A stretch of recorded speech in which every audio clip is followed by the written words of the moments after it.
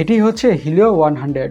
আমি জাস্ট প্রসেসরের নামটা বলছি না, এটি অ্যাকচুয়ালি ফোনটির নামও। স্মার্টফোনের নামটি খুব interesting, right? Speaking of interesting, ফোনটির দামটা বা প্রাইসটা অনেকটা ইন্টারেস্টিং। ফোনটির দাম রাখা হয়েছে 20,000 টাকা।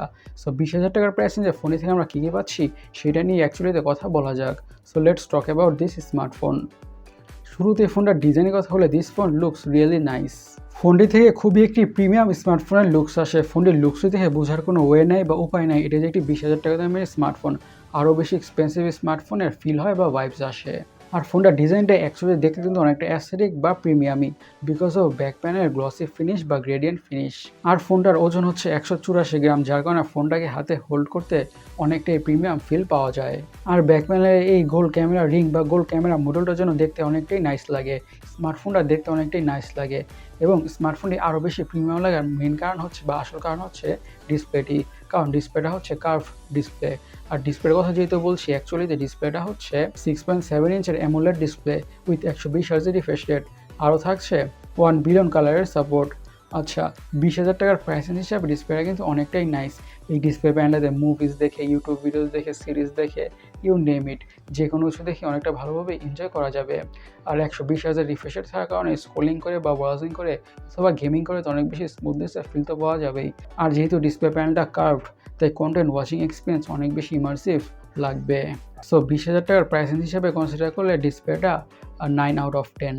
ফোনটির হার্ড অথবা চিপসের কথা বলে ইউজ করা হয়েছে, আচ্ছা, প্রসেসরটা বা চিপসেটটা ফোনটির নামের সাথে অনেকটাই মিলে, কজ ইউজ করা হয়েছে মিডিয়াটেক হিলিও G100। আচ্ছা, মিডিয়াটেক হিলিও G100 কিন্তু একটা tried and tested good performing processor. As a budget smartphone হিসাবে কনসিডার করলে হাই লেভেলের গেমসগুলোকে মিডিয়াম সেটিংসে অনেকটা ভালোভাবে খেলা যাবে অথবা রান করা যাবে কোনো ধরনের ইস্যুস ছাড়াই। এবং day to day regular task, social media using, switching between apps, multitasking এবং যত ধরনের দৈনন্দিন জীবনের কাজ আছে ফোনটা ইজির সাথে হ্যান্ডেল করে ফেলবে। ফোনটার পারফরমেন্স থেকে খুব একটা বেশি ডিসঅ্যাপয়েন্টেড হতে হবে না মিডিয়াম টাইপের ইউজার্স হলে।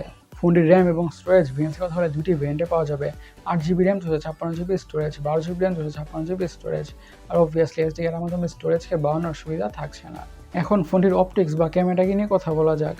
ফোনটির ক্যামেরা মডেলটা দেখলে মনে হয় যে ইউজ করা হচ্ছে ট্রিপল ক্যামেরা, বাট অ্যাকচুয়ালিতে কাজের সেন্সর হচ্ছে একটি। প্রাইমারি সেন্সরটাই হচ্ছে কাজের, কজ অ্যাপারচার হচ্ছে f1.9। আর সেকেন্ডারি ক্যামেরাটা হচ্ছে ইউজলেস বা হুদাই দিছে 2 মেগাপিক্সেলের ডেপথ সেন্সিং সেন্সর।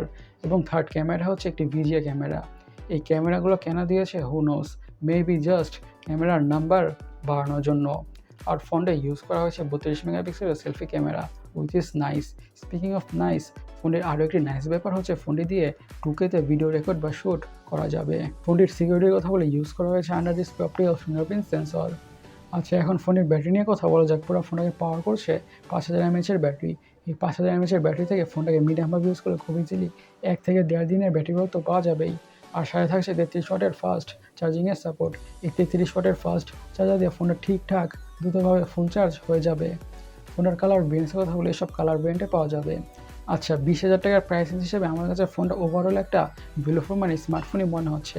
আপনাদের কাছে মিডিয়াটেক হিলিও না, হিলিও 100 স্মার্টফোনে কেমন লেগেছে অবশ্যই কমেন্ট সেকশনে কমেন্ট করে জানাবেন। আর আমাদের আজকের ভিডিওটি এই পর্যন্তই। আমি সৈকত, সাইনিং আউট।